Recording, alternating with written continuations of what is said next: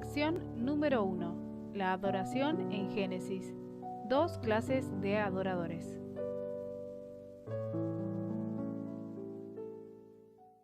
Es un gusto poder compartir con ustedes el estudio de esta nueva lección que comienza.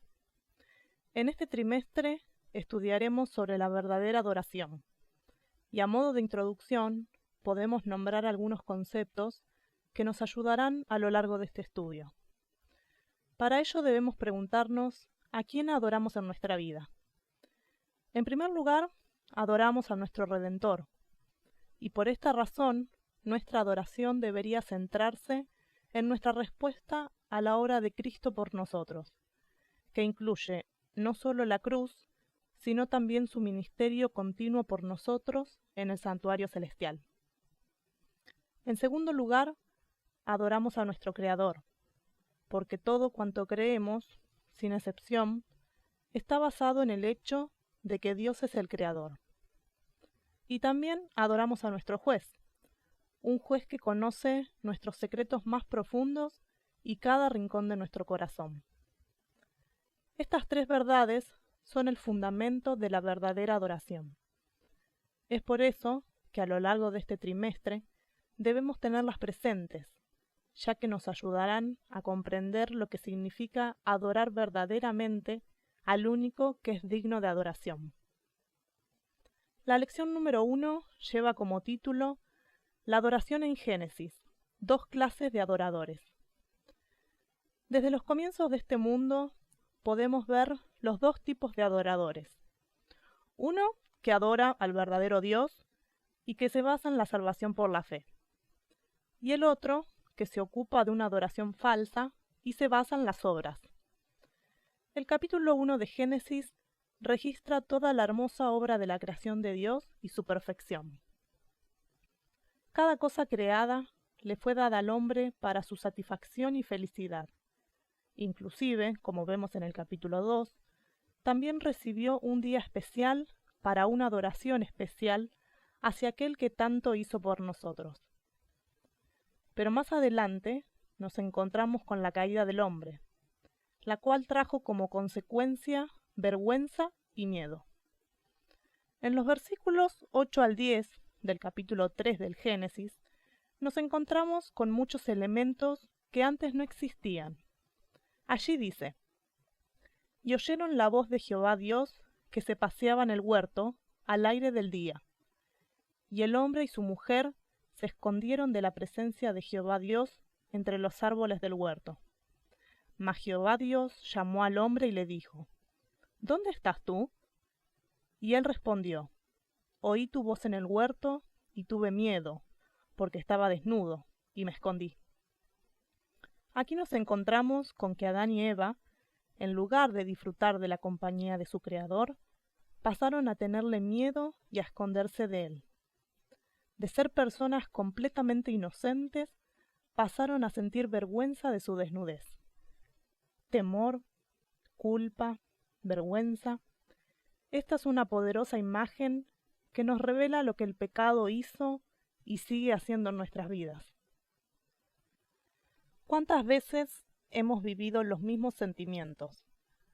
¿Cuántas veces, en momentos difíciles, en vez de acudir a los brazos de nuestro gran Dios, nos escondimos en nuestros propios esfuerzos, pensando que solos podíamos salir adelante?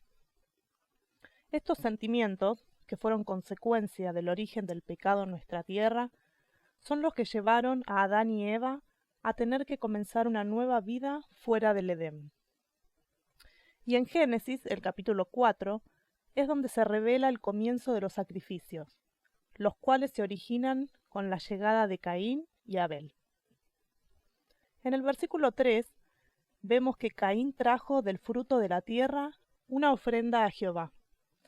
Y en el versículo siguiente sigue diciendo que Abel trajo también de los primogénitos de sus ovejas, de lo más gordo de ellas. Y a continuación dice que miró Jehová con agrado a Abel y su ofrenda, pero no miró con agrado a Caín y a la ofrenda suya. ¿Por qué ocurrió esto? Justamente por la misma razón que nombramos al principio de este estudio, y es que la verdadera adoración se basa en la salvación por la fe. El sacrificio de Abel es un simbolismo, al igual que los sacrificios en los tiempos del pueblo de Israel, de la sangre que Cristo derramó por nosotros en la cruz. Esta ofrenda fue por fe, y nos muestra que solo la sangre de Cristo puede hacer que el pecador esté bien con Dios. En cambio, la ofrenda de Caín representa el intento de salvación por las obras, y esto es el fundamento de la falsa adoración. Esto nos deja una gran lección, y es que debemos darnos cuenta que somos impotentes para salvarnos, y solo por la gracia de Dios podemos tener esperanza de vida eterna. Solamente aceptando el sacrificio de Cristo en la cruz es que podemos recibir la salvación y poder hacerle frente a la degradación moral que vino luego de la caída de la raza humana. Esto podemos verlo desde el capítulo 4 en adelante, en donde se habla de la gran maldad del hombre. Por ejemplo, en Génesis 6:5 dice: «Y vio Jehová que la maldad del hombre era mucha en la tierra, y que todo designio de los pensamientos del corazón de ellos era de continuo solamente al mal». Llegó a ser tan grande la maldad que para poder eliminarla no hubo otro camino más que el diluvio. Pero a pesar de esta gran maldad, hubo hombres santos, adoradores sinceros, que siempre se mantuvieron fieles a Dios, como fue el caso de Noé. En Génesis 8:20 podemos leer lo que hizo Noé al salir del arca. «Y edificó Noé un altar a Jehová, y tomó de todo animal limpio y de toda ave limpia, y ofreció holocausto en el altar». Qué lindo que es saber que lo primero que hizo Noé fue adorar a Dios. Él sabía que había sido salvado por la gracia de Dios, ya que sin ella habría perecido como el resto de los habitantes. Y también qué lindo sería que pudiéramos, al igual que Noé, poner a Dios en primer lugar en nuestras vidas, y que sea el primero en recibir nuestro reconocimiento diario. Otro gran ejemplo para nosotros fue Abraham. En los primeros versículos del capítulo 12 del Génesis, vemos el llamado que Dios le hizo. Un llamado a dejar su tierra y su parentela para irse a la tierra que Dios le prometía. Abraham obedeció sin dudar, y Dios lo bendijo en gran manera, e hizo una gran nación de él, gracias a su fidelidad, como leemos en Génesis 26:5, que dice: «Por cuanto Abraham oyó mi voz, y guardó mis preceptos, mis mandamientos, mis estatutos y mis leyes». Aún así, Abraham tuvo que aprender grandes lecciones vitales y dolorosas. En el capítulo 22, vemos que Dios probó a Abraham pidiéndole que ofreciera a su propio hijo Isaac como sacrificio. En el versículo 3 leemos lo siguiente: «Y Abraham se levantó muy de mañana, y ensilló su asno, y tomó consigo 2 siervos suyos, y a Isaac su hijo, y cortó leña para el holocausto, y se levantó, y fue al lugar que Dios le dijo». Nuevamente vemos que, a pesar de que seguramente le produjo un gran dolor el pedido que Dios le hizo, Abraham se levantó y fue. ¿Por qué le sobrevino a Abraham esta prueba tan terrible? En el versículo 1 dice que Dios probó a Abraham, y Abraham respondió. No eran los planes de Dios que Abraham sacrificara a su hijo, ya que, como vemos en el versículo 13, Dios proveyó el carnero.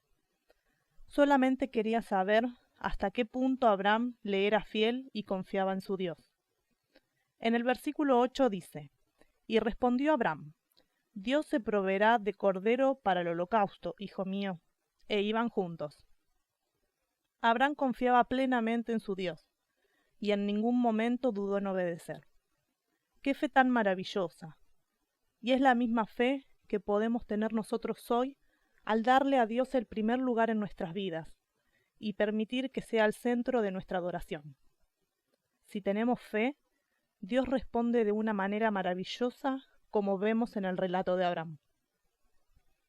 Más adelante en la historia, vemos cómo nuevamente se diferencian 2 clases de adoradores en las personas de Jacob y Esaú. Esaú era osado y aventurero, y por ser el mayor de los hermanos, era a quien le correspondía la primogenitura. Jacob, en cambio, era más tranquilo. Cuando su padre era ya anciano, por medio de un plan engañoso preparado por Rebeca y Jacob, éste recibió la bendición que le correspondía a Esaú, por ser el mayor. Este acto llevó a que Esaú aborreciera a su hermano y quisiera matarlo. Por este motivo, Jacob tuvo que huir de la presencia de su hermano. En esta huida es en donde Dios se le aparece en sueños y le promete una gran descendencia. En el versículo 15 del capítulo 28 de Génesis dice: He aquí, yo estoy contigo, y te guardaré por donde quiera que fueres, y volveré a traerte a esta tierra, porque no te dejaré hasta que haya hecho lo que te he dicho. A estos mensajes de ánimo y seguridad por parte de Dios, Jacob responde alzando la piedra, que él utilizaba de cabecera, por señal, y derramando aceite sobre ella, y llamó a este lugar Betel, que significa casa de Dios. Aunque a simple vista fue solo un monumento de piedra, este lugar llegó a ser muy importante, ya que allí Jacob adoró al Dios de su padre, hizo un voto de fidelidad a Dios y también prometió devolver la 10ª parte de todas sus bendiciones materiales como un acto de adoración. Este relato nos da una gran lección sobre cómo debiera ser nuestra adoración. Veamos la reverencia y el respeto de Jacob por la presencia de Dios. Nuestra actitud para adorar debería ser la de un pecador en extrema necesidad de gracia, que cae ante los pies de su Salvador con un sentido de necesidad, gratitud y respeto, porque Dios nos ama y dio a su propio Hijo como sacrificio para salvarnos de la esclavitud del pecado.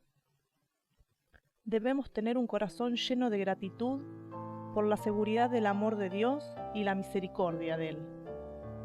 Cada momento debiéramos recordar con agradecimiento las preciosas liberaciones que Dios ha obrado en nuestro favor. Y en vista de estas bendiciones, preguntarnos como el salmista David: ¿qué pagaré al Señor por todos sus beneficios hacia mí?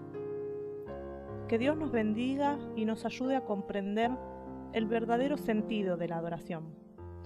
Una adoración que también fortalezca nuestra relación con Dios y nos haga crecer en el camino de la perfección hasta el día en que Cristo vuelva a buscarnos para vivir eternamente con Él. Amén.